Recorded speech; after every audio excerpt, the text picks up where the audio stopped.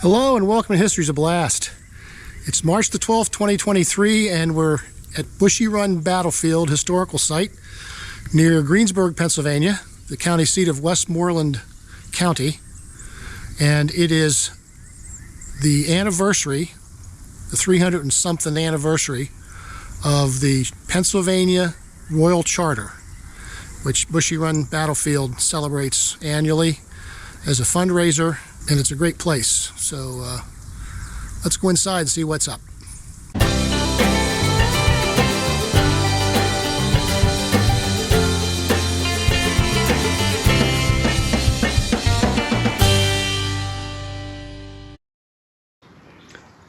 The Battle of Bushy Run took place in August of 1763 between British-American forces under the command of Colonel Bouquet, who was leading a convoy of supplies for then besieged Fort Pitt. And Fort Pitt was under siege by a force of Native Americans to Pontiac during Pontiac's War, or Pontiac's Rebellion, or Pontiac's Uprising, depending on how you want to term it, who was upset about the failures of the British to follow through on their promises to stay out of Western territories, ancestral homes of the Great Lakes area Native Americans after the French and Indians. One of the big things that brought the French and the British into conflict in North America was the French laying claim to the Ohio Valley all the way to the mouth of the Mississippi. And here's a lead plate Tons of that. left by the French in the 1740s.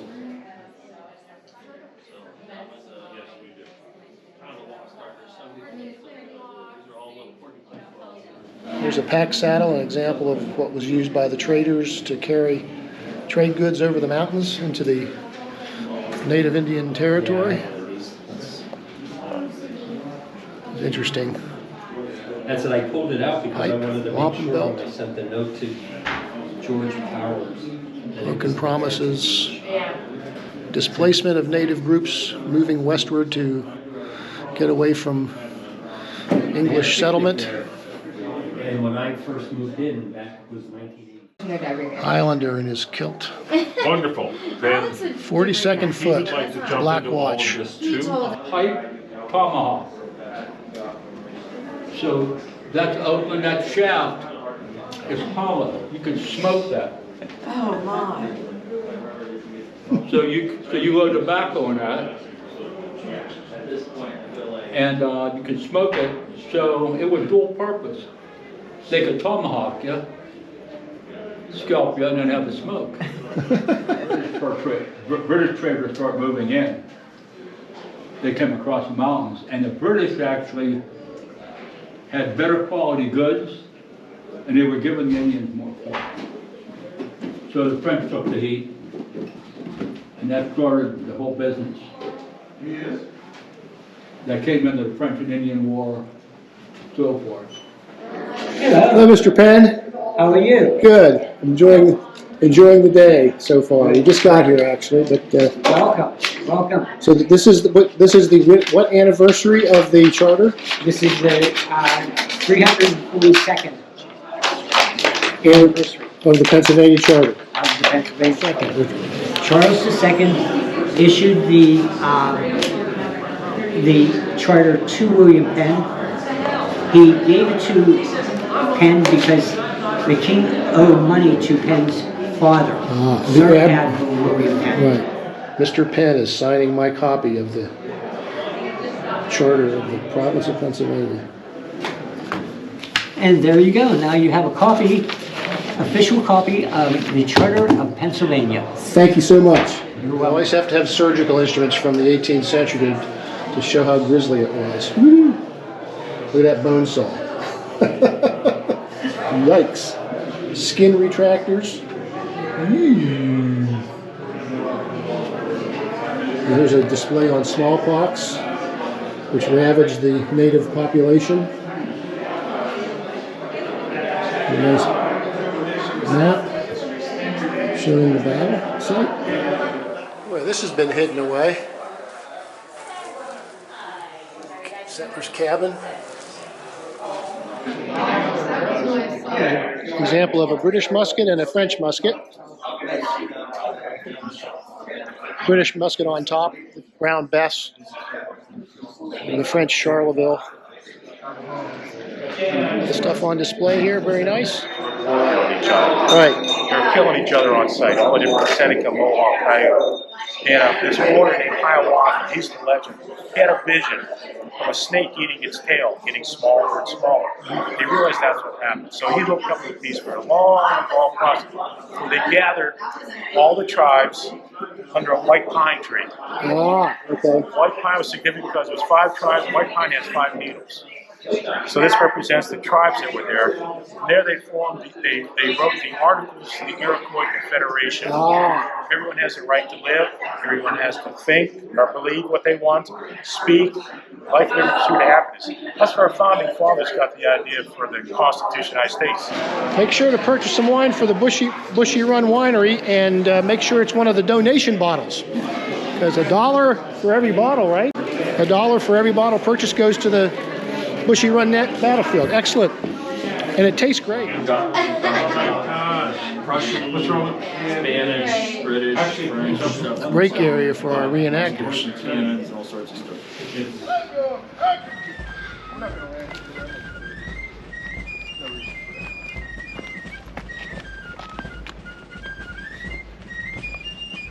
Shoulder up. That's second rack. Make ready. Reset. Pop. Half cock, y'all. Pilot. Hand your cartridge. Open your cartridge. Prime. Close your pan. Close your cartridge. There's your rammer. No sense in getting dirty. Shoulder up. That's second rack. Take ready. Reset. Up. So there's a number of hiking trails that people use to walk their dogs. One of them is the Edge Hill Trail, which actually is an interpretive trail about the battle. So we're going to go down the Edge Hill Trail here and go from point to point. And we were here about this time last year, and they weren't open yet.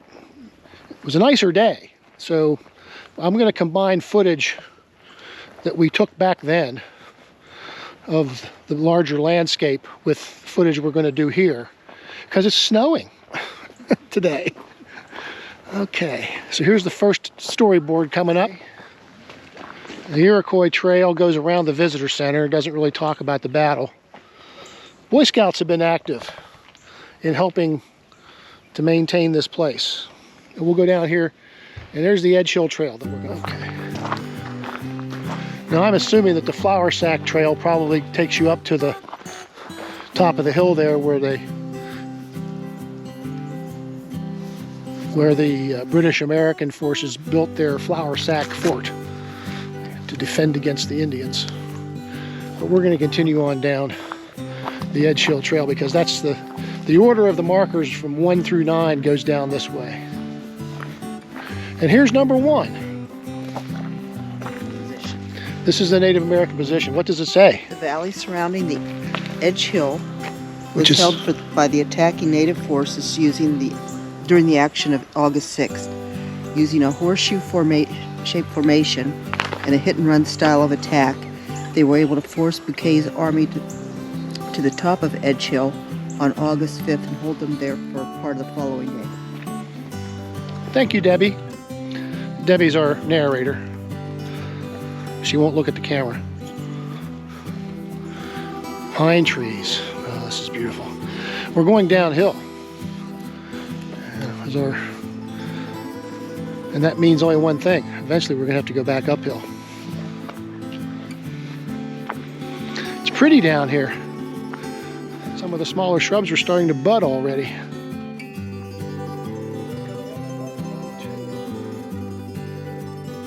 As you face the marker, note the difference in the woods in front of you. The virgin timber of the 18th century has been lost to the axe and saw of the lumberman. The dark and heavy canopied hemlocks before you simulate the type of environment that existed under the spreading of oaks that once covered the battlefield in 1763. Fields and dense brushy cover break up today's woodland.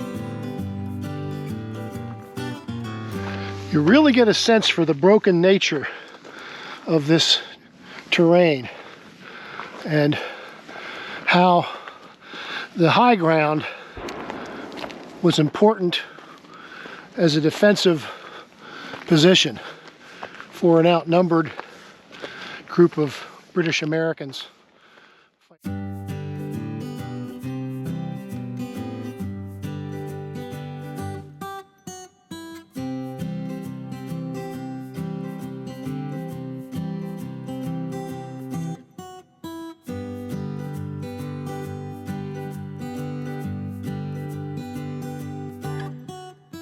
Located nearby is the original trace of Bouquet's Road.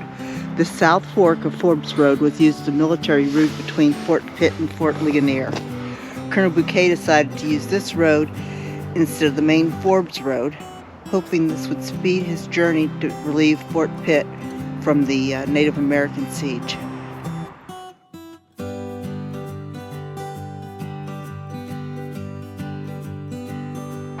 Well, that building represents the trading post that was here at the time.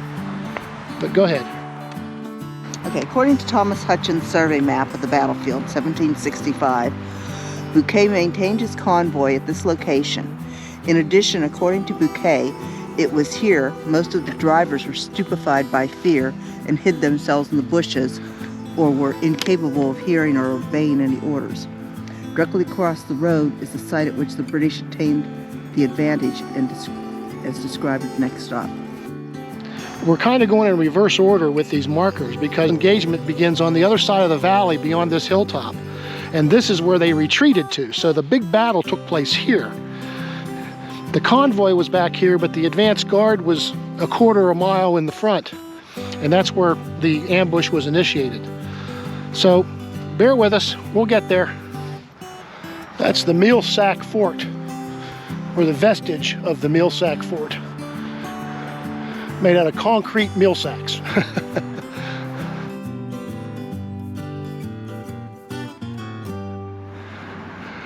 And there in the distance is the ridge line along which the Indians ambushed the advance guard.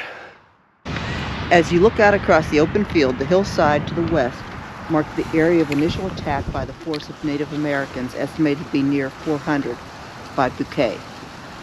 Through repeated frontal attacks, the advance guard of Bouquet's troops attempted to break through the Native position and continue on to Fort Pitt.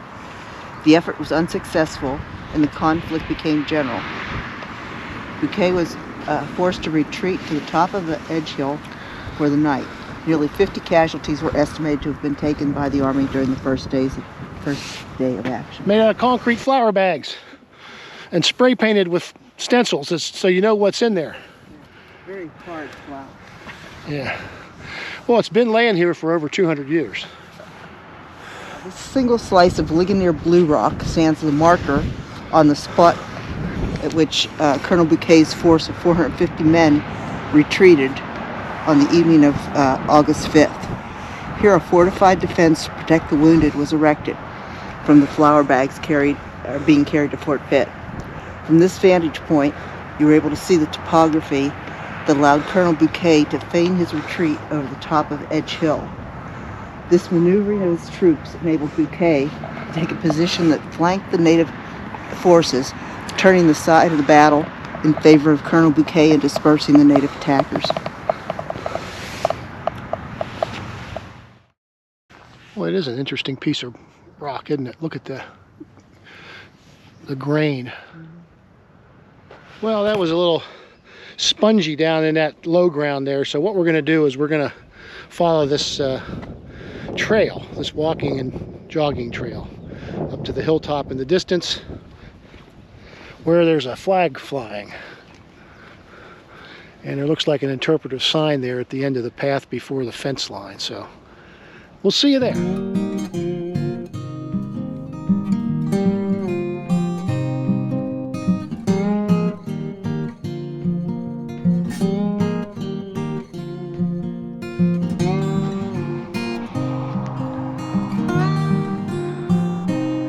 I think we're going at this in reverse order. This looks like the last sign on the trail. There's a trail that wanders off down through the amphitheater and goes off across the road. Okay. Almost a quarter of Bouquet's men were killed or wounded. But Bouquet was able to fight them off and got the supplies through and more or less lifted the siege. Here we are up on the hill. You can see the flags are spanking away in the stiff breeze. Quite a view from up here. Lovely rural countryside to the east. Looking off to the southwest, not so lovely. Well, I hope you enjoyed this visit to Bushy Run Battlefield, and we'll take time to look at some of our other videos. See you soon.